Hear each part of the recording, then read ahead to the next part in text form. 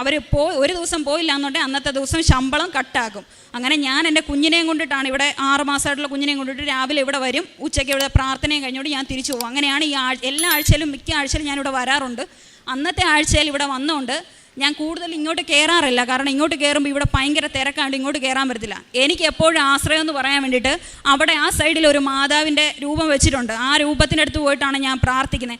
അവിടെ പോയി നിന്നുകൊണ്ടിട്ട് ഞാൻ അതിൽ എൻ്റെ വലത് കൈ വെച്ചുകൊണ്ട് ഞാൻ പറഞ്ഞു, അമ്മേ സഞ്ചാരി മാതാവേ, എനിക്ക് നാളെ അമ്മയ്ക്ക് അസാധ്യമായിട്ടുള്ള ഒന്നുമില്ല, അമ്മ എനിക്ക് നാളെ വക്കീലിൻ്റെ മുമ്പാകെ ആ ആധാരം സബ്മിറ്റ് ചെയ്യാൻ വേണ്ടിയിട്ട് എന്നെ സഹായിക്കണം എന്ന് ഞാൻ അമ്മയോട് പറഞ്ഞു. അപ്പോൾ എനിക്ക് അങ്ങനെ നമ്മുടെ ആ രീതിയിൽ പ്രാർത്ഥിക്കാൻ അറിഞ്ഞുകൂടാത്തതുകൊണ്ട് ഞാൻ പറയുന്ന എപ്പോഴത്തെ ഒരു കാര്യമുണ്ട്, വലത് കൈ എന്തായാലും എൻ്റെ അപ്പൻ എന്നെ പിടിച്ചോളും. ഞാൻ അപ്പ എന്നാണ് വിളിക്കുന്നത്, അപ്പൻ എന്നെ പിടിച്ചോളും. പക്ഷേ എൻ്റെ ഇടത് കൈ ശൂന്യമാണ്. ആ കയ്യിൽ അമ്മ എന്നെ താങ്ങിക്കോണം.